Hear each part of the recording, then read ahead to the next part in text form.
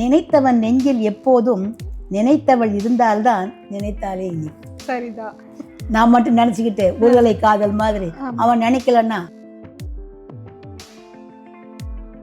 காமம் நல்ல சொல்லுமா. அதை இப்ப என்ன பண்ணிட்டாங்கன்னா தவறானவங்க பயன்படுத்துற மாதிரி. இப்ப நாற்றம் என்பது சங்க இலக்கியங்கள் எல்லாம் நாற்றம்னா வாசனை தான். கற்பூரம் நாருமோ கமலப்பூ நாருமோ. இன்பத்துப்பால் யாரும் பெரும்பாலும் தொடர்றதே கிடையாது. அது நமக்கு இன்னும் தேவையில்லாத ஒன்று மாதிரி நினைக்கிறோம். ஐயாவை நம்ம சொல்லியிருக்காரு இல்லையா, என்ன பண்ணாங்களாம், தன்னுடைய கணவனுக்கு வாங்கி பன்மாய கல்வனை பதநீர்னாக்கப்பா, அது பேர்லேயே பாருங்க, பதமான நீர், இளநீர். தமிழர்கள் தமிழ் மொழி அவ்வளோ அற்புதமான மொழி. உனக்கு இளமையை தரக்கூடிய நீர் இது, உன்னுடைய உணர்வை பதமாக வச்சுக்கோ உதவக்கூடிய நீர் இது. பதநீர்லாம் விற்பாங்க தெருவிலேயே.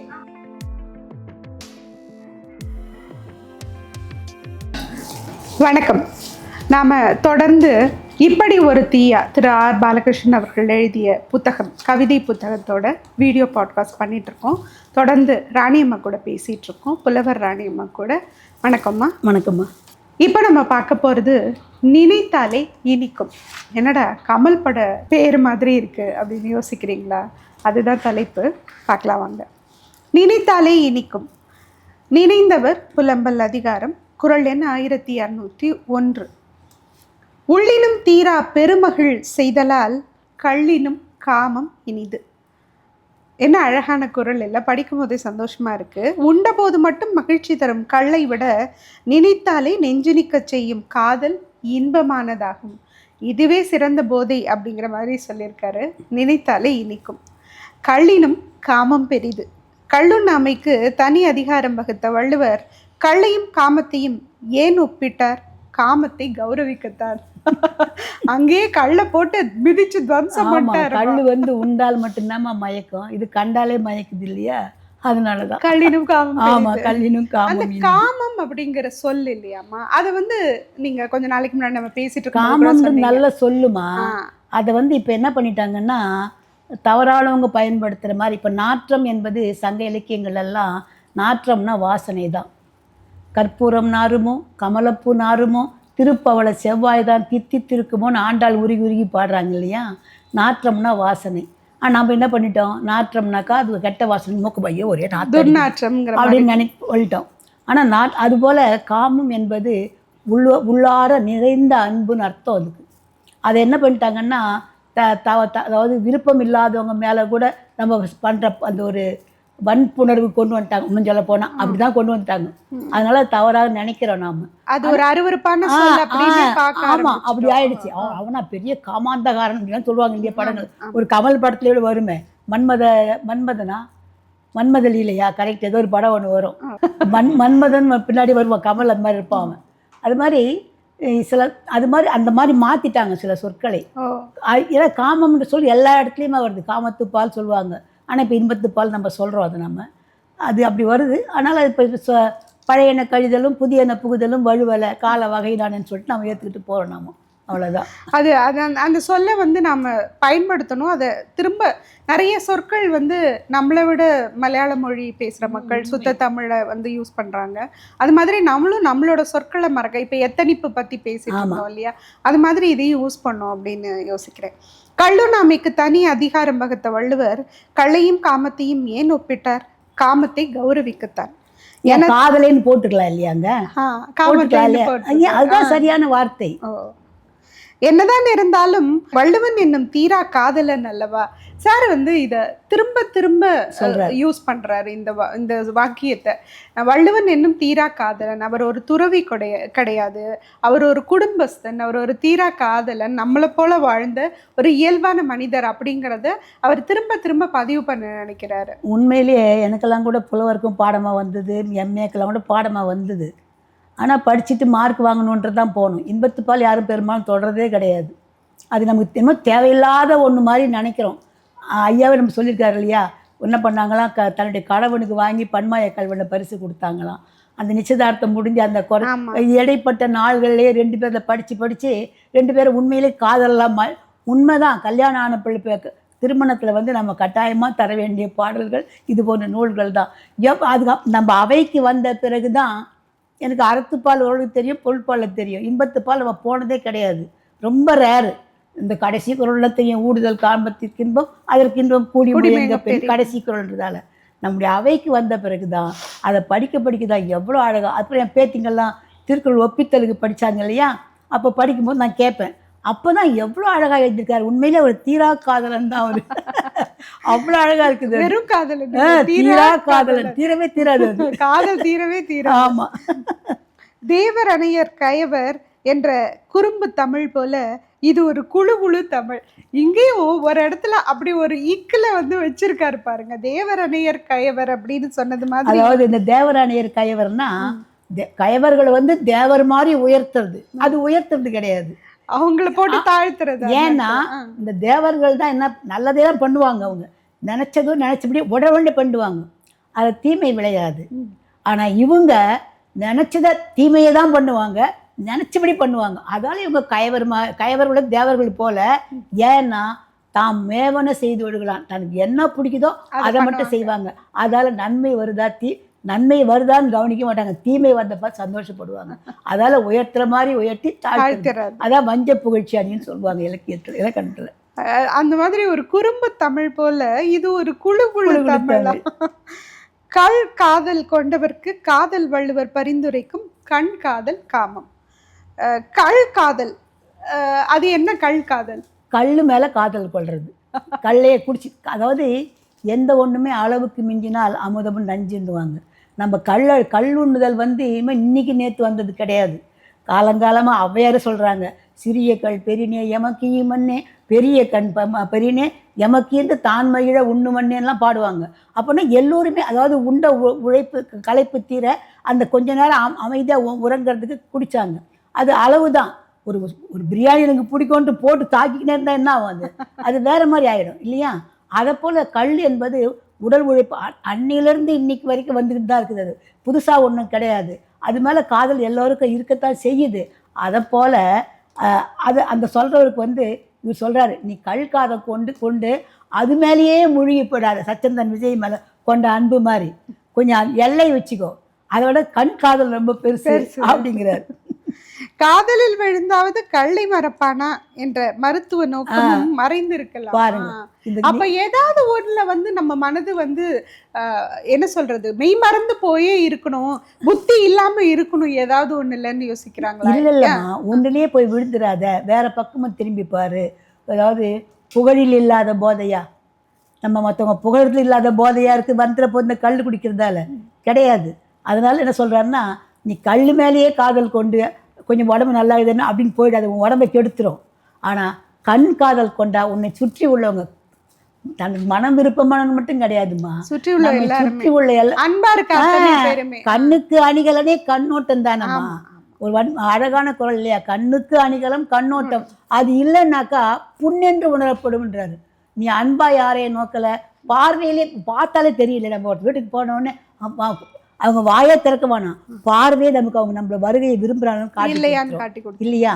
அது மாதிரி கண் காதல்னா நம்மை சுற்றி உள்ள ஒரு அரவணைக்குது, நம்முடைய குழந்தையை அன்போடு நோக்கிறது, மனைவியை பரிவோடு பார்க்கறது, எல்லாமே கண் காதல். அந்த கல் காதலை விட கண் காதல் பல மடங்கு பெரியது. அதைத்தான் நீங்க இதை சொன்னோன்னு எனக்கு ஒன்று நினைவுக்கு வருதுமா. நமக்கு அவங்க கண்ணுலேயே அந்த பரிவு இருக்கா, இரக்கம் இருக்கா, கருணை இருக்கா, நம்ம வர்றது பிடிக்குதா இல்லையான்னு பார்த்து தெரிஞ்சுப்போம் இல்லையா. அது போல் விருந்து வைக்கும்போது யாராவது வேண்டாத விருந்தினர் நம்ம வீட்டுக்கு வந்துட்டாங்கன்னா அவங்களுக்கு பிரண்டை இருக்கு இல்லையா, பிரண்டையை போடும்போது அவங்க ஏதோ அது வந்து அவங்களுக்கு ஒவ்வாததா இருந்தா, நமக்கு ஒவ்வாதவங்களா அவங்க இருந்தா அவங்களுக்கு ஏதோ பண்ணுமா அது அந்த பிரண்டை அப்படின்னு ஒரு நம்பிக்கை இருக்கு. அது உண்மையாமா உங்களுக்கு? பிரண்டை வந்து சாதாரணமாமா ஒன்றும் இல்லை, கருணை கிழங்கு இருக்குது இல்லை, தடியா பெருசாக இருக்குமே, அதுவே சிலருக்கு வந்து தோலை எடுக்கும் பொழுது அரியெல்லாம் அரிப்பு வரும், எனக்கெல்லாம் வராது. ஓகே, வாணிக்கை தொட்டாலே ரொம்ப அரிப்பு, தொட்டாலே பூரணி அப்படிதான் சொல்லும், எனக்கு அரிப்பு வராது. பிரண்டை எல்லாம் அதை விட பல மடங்கு. நீங்க வந்து பிரண்டையை வந்து சாதாரணமா பண்ணவே முடியாது, ரொம்ப அரிக்கும். நீங்க அதுல மேல் பக்கத்துல உள்ளதெல்லாம் சுரண்டிட்டு பண்ணணும். அப்படி இல்லைன்னாக்கா சாப்பிட்டா கூட வாயெல்லாம் அரிக்கும். வாயே அரிக்குன்னா வயிறுல போய் என்ன பண்ணும், பெரிய துன்பத்தை ஒவ்வாமை ஏற்படுத்தும். அதனால தான் நிறைய நம்ம வீட்டுக்கெல்லாம் பிரண்டை அவ்வளோ மிக முக்கியமானது. நம்முடைய எலும்புகளுக்கெல்லாம் காலுக்கெல்லாம் வலிமை தர்றது பிரண்டையை போல் உயர்ந்தது கிடையாது. ஆனால் அதை பக்குவமாக செய்யணும். அதை பக்குவமாக செய்யாமல் கொடுத்தாக்கா அவங்க பாடாப்படுவாங்க. அதனால அது எல்லாருக்குமே இருக்கும் இல்லைம்மா. அது எப்படி நமக்கு ஒவ்வாதவர்கள் அப்படிங்கிறத கண்டுபிடிக்கிறாங்கன்னு தெரியல. ஒரு நாவலில் நான் அந்த விஷயத்த படித்தேன். இது என்ன கதையா? அந்த தோலெல்லாம் நீக்காம அப்படியே போடுவாங்களோ என்னமோ. அது அப்ப எல்லாருக்குள்ள உண்டு பண்ணணும். அவங்க சில பேருக்கு மட்டும் அவங்களுக்கு மட்டும் வைப்பாங்கம்மா. ஓ, அவங்களுக்கு அவ்வளவுதான். ஓ, இது வேண்டாதவங்களுக்காக செய்யணும். அதையே விருந்தா கூப்பிடணும் தான் தெரியல எனக்கு. ஆமா, அதுக்கு எதுக்கு விருந்து கூப்பிடணும்?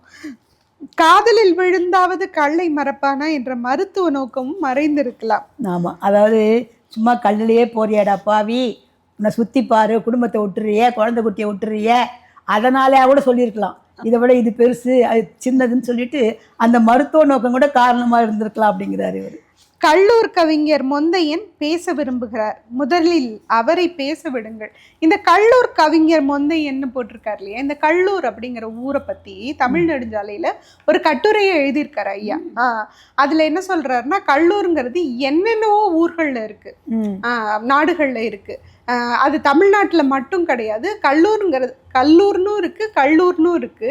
அது மாதிரி சவுண்டார நிறைய ஊர்கள் உலகம் முழுக்க இருக்கு அப்படின்னு சொல்றாரு. அதனால உலகத்திலே ஃபேமஸான தமிழ் பெயர் உள்ள இடப்பெயர் எதுனா கல்லூர் தான் அப்படிங்கிறாரு ஐயா. அதனால இந்த கல்லூர் இங்க கொண்டு வந்துட்டாரு போல. மொந்தையன்னு சொல்றாரு. சொல்லுங்க. மொந்தைங்கிறது அந்த அதுதான் அதுலதான் குடிப்பாங்க. அப்பெல்லாம் இப்பதான் பாட்டில், அப்பெல்லாம் வந்து மொந்தையில தான் கொடுப்பாங்க. அதனால மொந்தையன்னு பேர். இந்த செய்ம செப்பு மாதிரியாமா அந்த மொந்தை? சாதாரண பானமா, குடுவை இல்ல, நம்ம சின்னதா சொல்லுவோமே. அது பனை மரத்து மேலேடா, பனையில மரத்துல ஏறிட்டு இந்த கட்டிட்டு தான் போவாங்க. அது உள்ள என்ன பண்ணுவாங்கன்னா, சுண்ணாம்பு புது பானை தான் சுட வச்சு வச்சாங்க. நல்லா தண்ணியில் ஊற வச்சுட்டு சுத்தம் பண்ணிவிட்டு அழுக்கெல்லாம் அதில் மண்ணெல்லாம் போன பிறகு சுண்ணாம்பு பூசிடுவாங்க. சுண்ணாம்பு பூசிட்டு வெள்ளையாக இருக்கும் உள்ள, சுண்ணாம்பு பூசிட்டு அதை கொண்டு போய் என்ன பண்ணுவாங்க, இந்த பாளைய பூ வருது இல்லையா, அது வெட்டிட்டாக்கா சாய்வாக வெட்டுவாங்க. வெட்டி இதை போட்டு கட்டிடுவாங்க. கட்டினா அந்த சாரெல்லாம், அதாவது பனங்காயாக மாறி நுங்கா மாறணும் இல்லையா, அதெல்லாம் போகாமல் அந்த சத்தெல்லாம் சாராக வந்து அதில் நிரம்பும். அதுதான் கல்லுங்கிறது. அதை இறக்கி சாப்பிட்டா அது முதல் நீர் வந்து பதநீர். புளிக்கிறதுக்கு முன்னே பதநீர். அதை அப்படியே வச்சா புளிச்சிடும். இப்போ சாதனையோடு தண்ணி ஊற்றி வச்சு மறுநாள் சாப்பிட்டா பிடிக்காது. அதே ஒரு 2 நாள் ரொம்ப பிடிச்சிரும்.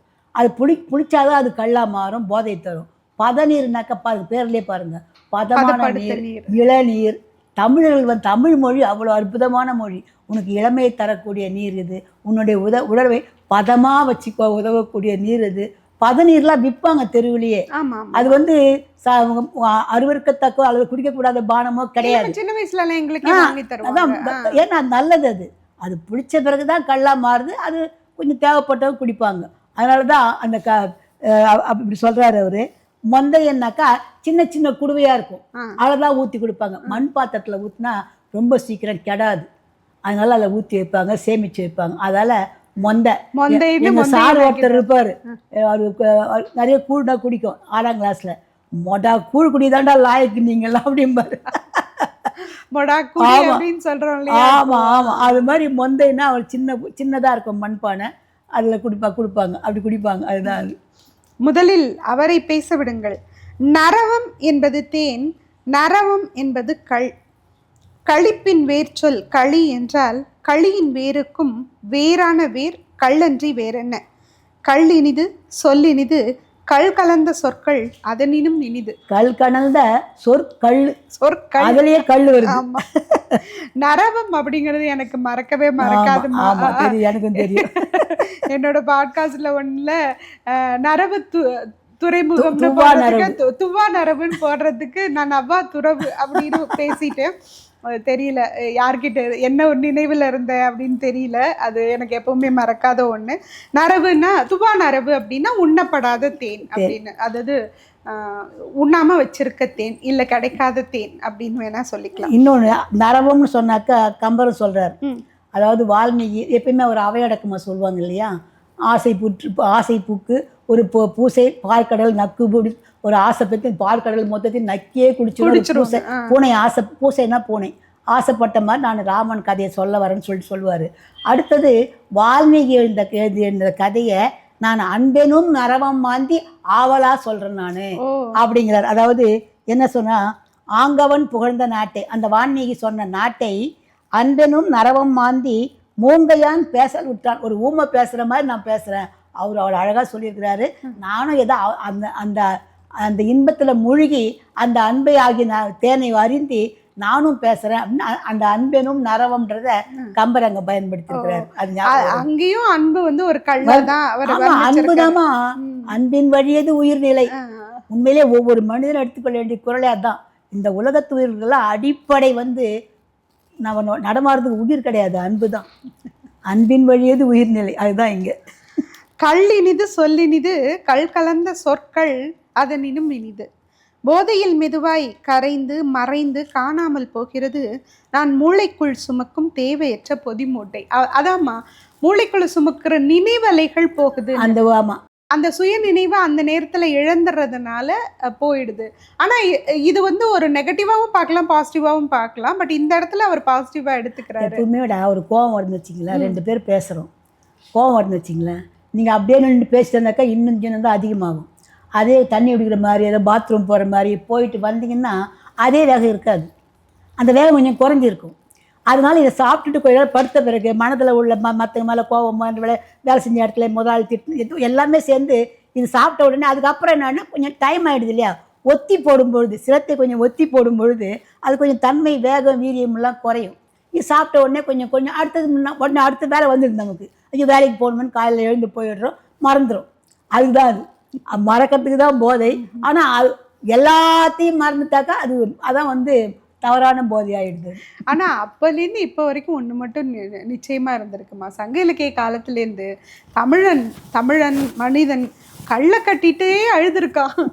அதனால தான் யவன தேரல் கூட நமக்கு வந்து நம்ம எல்லாத்தையும் ஏற்றுமதி பண்ணாலும் யவன தேரல் தான் அங்கேருந்து இறக்குமதி பண்ணியிருக்கோம். அத்தனை டன். நல்லா சொன்னீங்க, கள்ள கட்டிக்கிட்டுன்னு.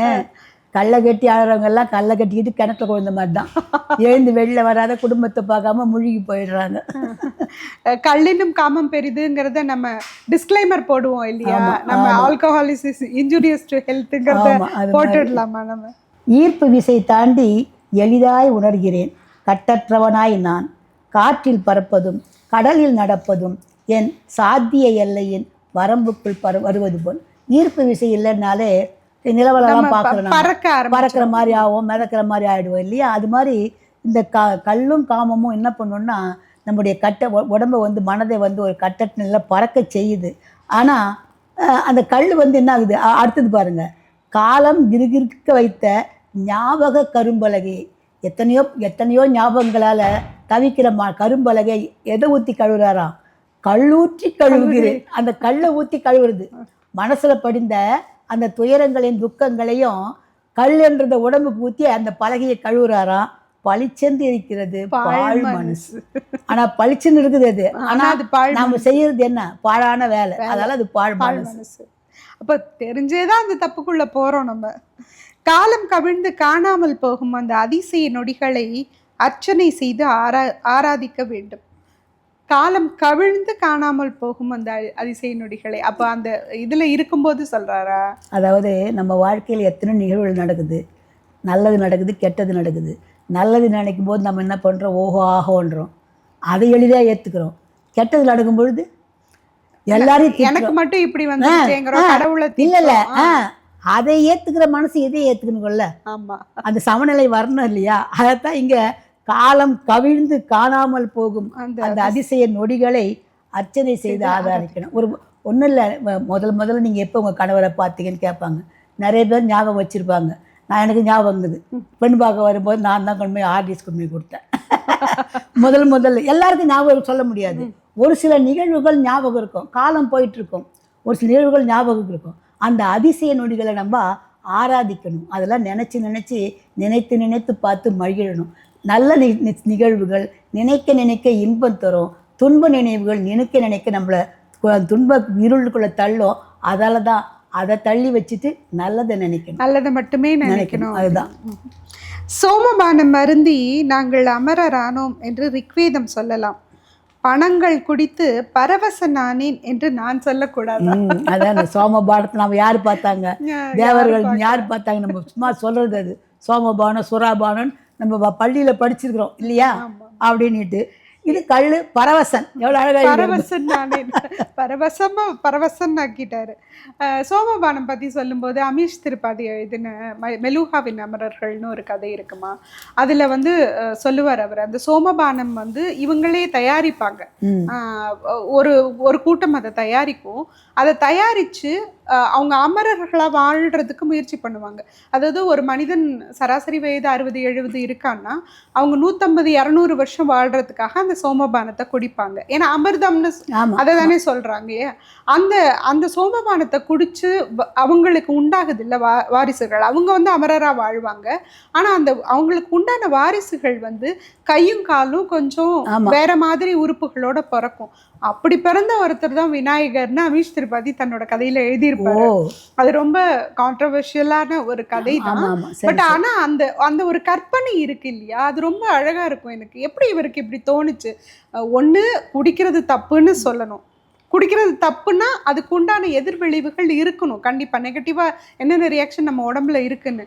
ஸோ அதையும் எவ்வளவு அழகா உனக்கு பிறக்கிற சந்ததிகள் அதை கொண்டு பிறக்குதுன்னு இருக்குன்னாக்கா நம்ம ஏத்துக்க மாட்டோமா. அவன் குழந்தை இப்படி ஆகுதுன்னா நம்ம பயம் வரும்ல கொஞ்சம். அதுக்காக இன்னொன்னு ஞாபகம் வருது எனக்கு, என்ன சொல்லி பார்க்கலாம், வேள்பாரில ஞாபகம் தான், சோம பூண்டு வச்சு வள்ளியும் முருகனையும் காப்பாத்துறதுக்காக சோம பூண்டை போட்டு அந்த சோம பூண்டு தேய அந்த கண்ணுக்குள்ள போட்டு அதை குடிச்சு எல்லாரும் மயங்கி போய் கிடக்கும். வள்ளியை தேட வர்ற கூட்டம் இதை குடிச்சு மயங்கி கிடக்கும். அது ஞாபகம் வருது. சோமபானம் வேற என்ன, அரிய வகை என்று முத்திரை குத்திய தேவர்கள் தானே. அதுலயா தேவர்கள் வரதே கல்லு வருது, தேவர்கள் அதாவது தேவர் போட்டு கல்லு போட்டிருக்கிறாரு. ஆனாலும் கல் தான் ஆதி அமுது. இது எல்லாம் யார் பேச தெரியுமா, மந்தையன் பேசுறாரு. மந்தையன் பேசுறாரு. 2 பேர் பட்டிமன்றம்டா இந்த பாடல என்றார் கல்லூர் கவிஞர். மந்தையன் பேசுறாரு. மந்தையன் பேசுறாரு. இந்த பஞ்சாயத்து இருக்க இது முடிஞ்சு வச்சா இவர் பேசிட்டாரு. எப்ப நின்று உட்காருப்பா, அடுத்து நீங்க பேசுங்கப்பா, இந்த காதல் என்னை பேச விடுங்க.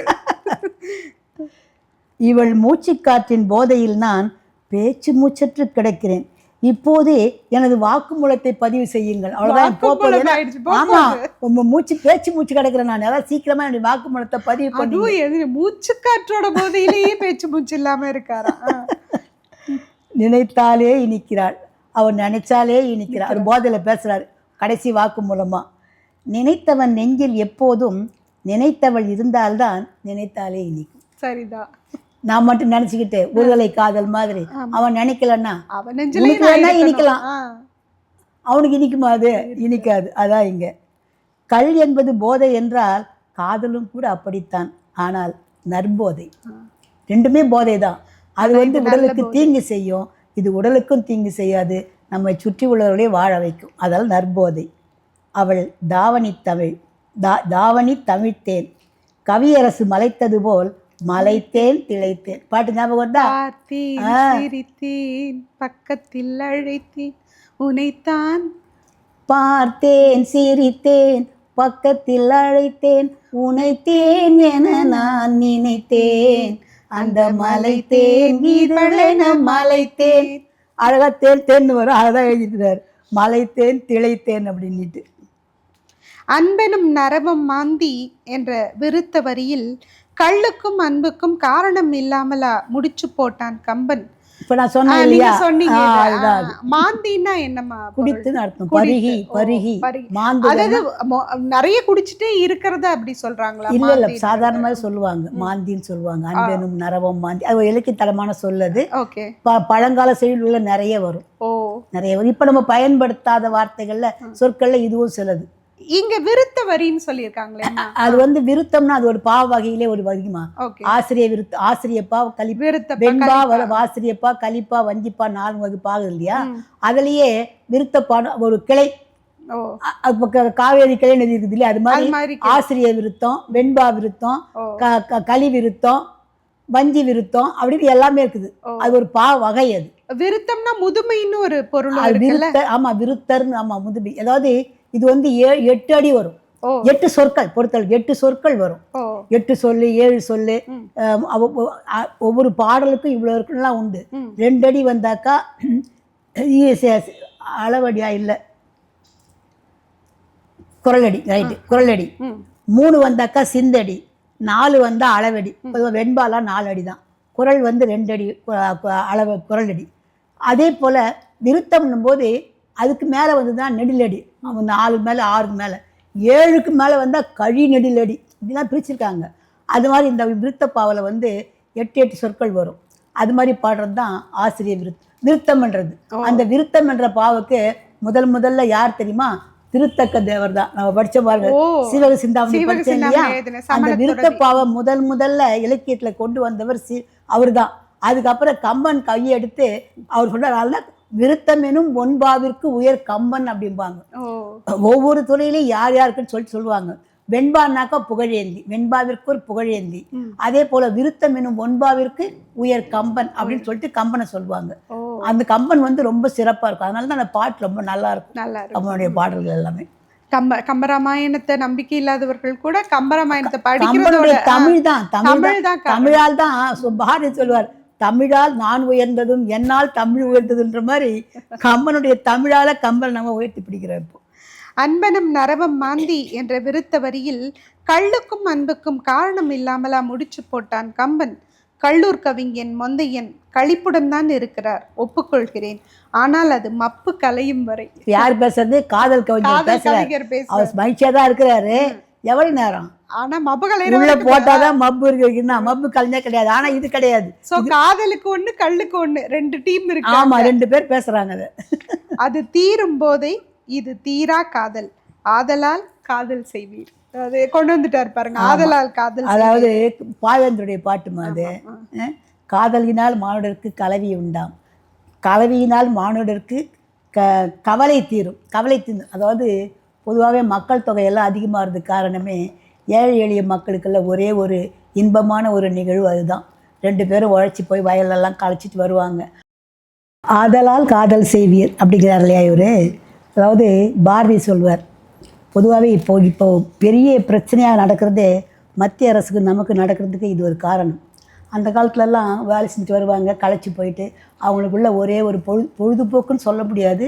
அந்த மனசுக்கு ஒரு மனசுக்கும் உடலுக்கும் சேர்ந்து இன்பம் தர்றது வந்து அந்த இன்பம் தான், அந்த நைட்டில் வர்றது தான்.